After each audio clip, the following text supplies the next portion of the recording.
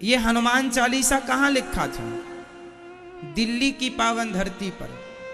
उस जमाने के एक मुगल राजा थे जो बड़े दुष्ट थे। तुलसीदास जी के बारे में बड़ा सुना उन्होंने, तो राज दरबार में बुलाया। ए बाबा यहाँ आओ। तुलसीदास जी आए। तुम भक्त हो? तुलसीदास जी ने कहा हम कहाँ भक्त, भगवान की कृपा होगी तो दर्शन होगा, वरना हम में कहाँ ताकत।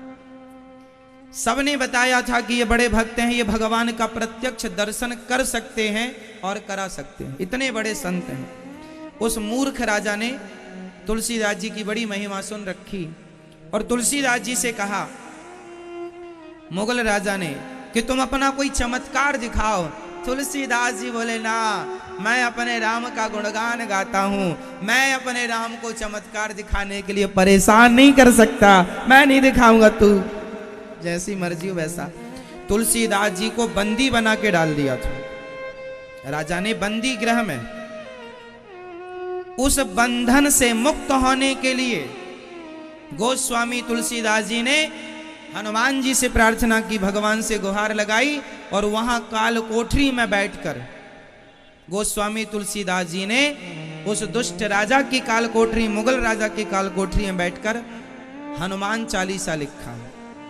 और जो हनुमान चालीसा पाठ किया, अपने आप हजारों की संख्या में वहां हनुमान जी मतलब बंदर प्रकट हो गए और पूरी सेना को जो मारना शुरू किया, हनुमान जी की सेना ने उठा उठा कर जो बंदरों ने पटका और नोच नोच करके खून निकाला। अफरा तफरी मच गई। अरे क्या हो गया? अरे बोले, लगता है ये बाबा जी को आपने बंदी बनाया, इसलिए कहते हैं, जो सतवार पाठ कर कोई छूटय बंदी, छूटय बंदी महासुख होई। जो अपने बंधन से अपने को मुक्त करना चाहता है, यहां तक कि कोई बिना अपराध के जेल में भी बंद हो, और वह जेल के भीतर बैठकर यदि नित्य 100 पाठ करता है हनुमान चालीसा के, तो वह भगवत कृपा से बाहर आ जाता है। छूटय बंदी महासुख होई।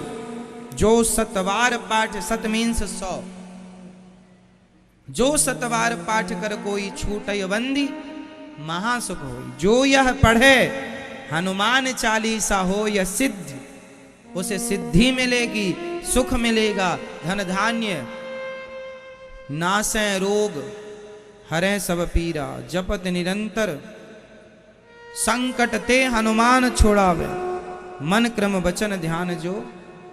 तो सारे कष्ट, सारी चीजों से निवृत्ति के लिए हनुमान चालीसा, इसलिए बच्चों को एक पाठ तो रोज बच्चों से कराया करो। सबसे जल्दी याद होने वाला चालीसा है हनुमान चालीसा। हमारे सनातन धर्म का सबसे छोटा और प्रामाणिक ग्रंथ यदि कोई है तो वह हनुमान चालीसा है। हमारे सनातन धर्म का सबसे छोटा ग्रंथ कौन सा है? जोर से। सबसे छोटा ग्रंथ हनुमान चालीसा, और सबसे बड़े हैं वेद। इसलिए सनातनी हो तो हनुमान चालीसा तो याद रखो। इस हनुमान चालीसा की यदि मैं व्याख्या करूं तो 2-5 दिन लग जाएंगे, महीनों लग सकते हैं, और सारी जिंदगी करूं व्याख्या तो भी पूरी ना हो, ये भी है। साइंस भरा पड़ा है। अब पृथ्वी से सूर्य कितना दूर है, साइंस ने अभी पता लगाया 14 अरब किलोमीटर दूर है पृथ्वी से सूर्य, ये साइंस कहता है। तुलसीदास जी ने पहले ही सूत्र दे दिया था, गिन लेना, युग सहस्त्र योजन पर भानु, लील्योताहि मधुर फल जानू। यदि इसका व्याख्या पूरा यदि मैं गणित से समझाऊं तो उतनी ही दूरी निकलेगी जितना आज का साइंस कह रहा है। तो सूत्र पहली सैकड़ों साल पहले गोस्वामी जी देकर चले गए, तो साइंटिफिक है। हमारे छोटा सा ग्रंथ भी साइंस है। वही दूरी है पृथ्वी से सूर्य की दूरी। हनुमान जी ने सूर्य को निगल लिया था, तो पृथ्वी से कितनी दूरी पर किस वेग से गए होंगे, ये साइंस का ज्ञान हनुमान जी को था, तब ना गए। किस दिशा में सूर्य होंगे, आज का वैज्ञानिक सूर्य तक कोई सैटेलाइट ना पहुंचा पाए, लेकिन हनुमान जी चले गए। तो कितने बड़े वैज्ञानिक थे हनुमान जी। उनकी शक्ति के आगे किसकी शक्ति है? सूर्य को भी एक सज्जन बोले, विज्ञान का रहस्य जानने वाले, जो विज्ञान की पुस्तकें पढ़ी होंगी, उन्होंने कहा महाराज पृथ्वी से बड़ा है सूर्य, पृथ्वी से बड़ा है सूर्य। जब पृथ्वी से बड़ा है सूर्य तो हनुमान जी पृथ्वी में रहने वाले सूर्य को कैसे खा गए? प्रश्न तो सही है, लेकिन शायद आप ये नहीं जानते कि हनुमान जी के पास छोटे होने की और बड़े होने की शक्ति है। हनुमान जी जब लंका गए तो राक्षसी मिल गई, तो हनुमान जी मसक समान रूप कपिधरी, अति लघु रूप पवन सुतलीना, तो छोटा रूप, और हनुमान जी भयं पर्वताकार शरीरा, अति लघु रूप पवन सुतलीना, ये भी लिखा है। हनुमान जी छोटे से हो गए, मसक समान, मसक मीन्स मच्छर की तरह, बिल्ली की तरह, छोटे से। कुछ भी मसक का दो अर्थ है, बिल्ली भी मसक होता है और मसक मीन्स मच्छर भी, तो आप कुछ भी अर्थ लगाइए अपने हिसाब से। हम तो ये अर्थ लगाते हैं कि हनुमान जी छोटे हो गए, बस किसकी तरह हो गए ये बोलने से मतलब नहीं, छोटे हो गए बस। क्यों मैया? तो हनुमान जी छोटे से हो जाते हैं, और जस जस सुरसा बदन बढ़ावा, तासु दून कपि रूप दिखावा, 16 जोजन मुक्ते ठयऊ, तुरत पवन सुत 32 भयऊ। हनुमान जी छोटे से भी, और जैसे पीपल का बीज छोटा सा होता है, बोलो हाँ या ना? पीपल का दाना, पीपल का बीज जरा सा चींटी के मुंह बराबर होता है, हाँ या ना? जैसे पीपल का बीज चींटी के मुंह बराबर इतना सा होता है, पर उतने से बीज में इतना विशाल पीपल छिपा होता है, उसी प्रकार हनुमान जी छोटे हैं पर उनके भीतर विशाल शक्तियां हैं। जितने बड़े चाहें वो सूर्य को क्या, वो पूरे ब्रह्मांड को निगलने की ताकत रखते हैं। सूर्य क्या पूरी गैलेक्सी खा जाए, सबको अपने मुंह में रख लें। भगवान हमारे श्री कृष्ण और भगवान हमारे श्री राम इतना सा मुंह खोले थे, इतने से मुंह में क्या दिखाई पड़ा था? पूरा। जिनके मुख में, इतने से मुख में पूरा ब्रह्मांड समा गया, उनके भक्त के मुख में सूर्य समा गए, कोई आश्चर्य नहीं है। वो भगवान है, उन्हें आप अपने से तौल कर ना देखें कि वो हमारी तरह, वो भगवान। हनुमान जी समुद्र को छलांग लगा के पार कर लिया, तुम्हारे बाप दादे तो कर ना पाएंगे, तो तुम्हारे बाप दादों से तुलना हनुमान जी की हो नहीं सकती, तो काहे अपने से तुलना कर रहे हो? जब तुलना तुमसे नहीं हो सकती जिसकी, उससे अपने से तौल कर देखना ही गलत है। अब साइंस कहे कि हनुमान जी ने सूर्य को निगल लिया, साइंस की समझ में नहीं आएगा साहब, साइंस की समझ से परे विषय है ये। अभी मैं आपको बता दूं, साइंस ने अंतरिक्ष को जितना देखा है, वह अभी साइंस ही कह रहा है कि मैंने उतना देखा है जितना समुद्र की एक बूंद है। अंतरिक्ष,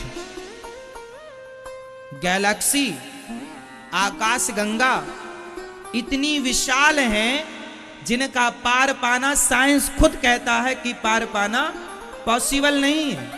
ये हम नहीं कह रहे हैं, वैज्ञानिक लोग, रिसर्च करने वाले कह रहे हैं, हार रहे हैं। वो जितना देख पाए, जितना पहुंच पाए जहां तक, वह केवल समुद्र की ओनली एक बूंद जितना प्राप्त किया है, ऐसा साइंस कहते हैं, वैज्ञानिक कहते हैं। फिर तो साइंस तो कुछ जान ही नहीं पाया, जितना जाना उतना बूंद भर है। तो आप उन्हें क्या जानेंगे जिनके मुंह में ब्रह्मांड है, और जिन ब्रह्मांड मुंह में रखने वाले राम के चरण हनुमान जी दबा रहे हो, वो कम है क्या? इसलिए संशयात्मा विनश्यति, भगवान पर श्रद्धा होए, संदेह न हो। हाँ, जिज्ञासा रखो, जानने की कोशिश करो, भगवान को जानना चाहिए। जान लो और मान लो, जानो भी, जानना जरूरी है, जिज्ञासा जरूरी है, तर्क, हमारे यहाँ तर्क शास्त्र है, तर्क पढ़ाया जाता है, तर्क करो, कुतर्क ना करो। तर्क अलग है, कुतर्क अलग है। जिज्ञासा को तर्क कहते हैं।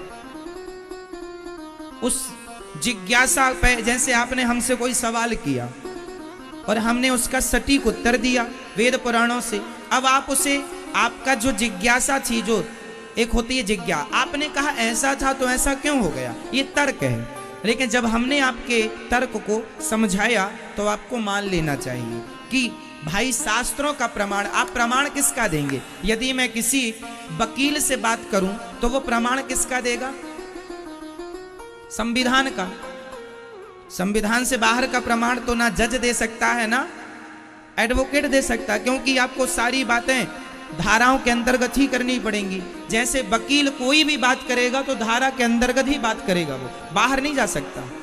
उसी तरह डॉक्टर बात करेगा तो वो जो पढ़ा होगा उसके अंदर बात करेगा, उसके बाहर तो बात कर नहीं सकता वो। उसी तरह हम लोग जो बात करेंगे, जो गुरुजन बात करते हैं, वह वेद पुराणों की बात करते हैं। और जैसे संविधान में लिखी हुई चीज मानना धर्म है, कानून में लिखा हुआ मानना हमारा धर्म है, उसी प्रकार वेद पुराणों में लिखा हुआ मानना हमारा परम धर्म है, वो मानना है।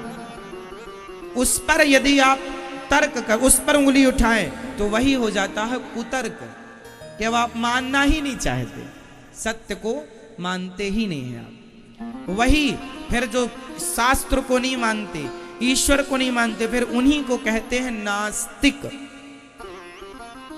उन्हीं का नाम पड़ जाता है। उन्हें फिर कितना भी समझाओ, कितना भी सिखाओ, नहीं मानते उन्हें, क्योंकि उनने धारणा बना ली है हमें मानना ही नहीं, चाहे कोई भी कुछ कहे। जैसे रावण को सबने समझाया था, लेकिन उसने धारणा बना ली हमें मानना ही नहीं। मंदोदरी ने समझाया, विश्रवा ने समझाया, विभीषण ने समझाया, माल्यवंत ने समझाया, खुद हनुमान जी ने समझाया, खुद अंगद जी ने समझाया, खुद भगवान राम ने समझाया, उनके भाई कुंभकर्ण ने भी समझाया, खुद का बेटा मेघनाथ ने समझाया। क्या मजाल कि रावण मान ले किसी को? मानना ही नहीं। और ना मानने पर जो कहेंगे आप उसी को कुतर्क कहते हैं। तो तर्क होना चाहिए, जिज्ञासा जरूरी है, कुतर्क नहीं होना चाहिए, है ना। जो डॉक्टर कहता है वो हम मानते हैं, तब हमारा रोग ठीक होता है। अब डॉक्टर ने हमें दवाई दी, नहीं भाई ये दवाई थोड़ी गोलियां बड़ी हैं साहब, है ना, है ना। और ये भाई जितनी बड़ी गोलियां डॉक्टर दे रहा, पढ़ा लिखा है, देख खा ले भैया, बात ना कर। डॉक्टर जो कह रहा है उसकी बात मानने में समझदारी है, खाओ, और अपनी वो पढ़ा लिखा, तुमसे ज्यादा समझदार। उसी प्रकार हमारे शास्त्र, हमारे गुरुजन जो कहते हैं वो मानना ही हमारा धर्म है, और उसी रास्ते पर चलना। हम कहते हैं सत्य बोलो, सत्यम ब्रूयात, हम कह रहे हैं, हमारे शास्त्र कह रहे हैं सत्य बोलो। अब इसमें कोई किंतु परंतु नहीं। हम सत्य क्यों बोलें? क्यों नहीं बोलोगे भैया? सत्य बोलना ही धर्म है। बोलो सत्यम ब्रूयात, प्रियम ब्रूयात, सत्य बोलो, प्रिय बोलो। माँ बाप की सेवा करो, इसमें कोई किंतु परंतु नहीं। करो मतलब करो। क्यों जी? शास्त्र सलाह नहीं देते आपको, शास्त्र आज्ञा देते हैं। सलाह तो कोई और देगा कि करें कि नहीं करें, नहीं, आज्ञा नहीं, सलाह नहीं, आज्ञा।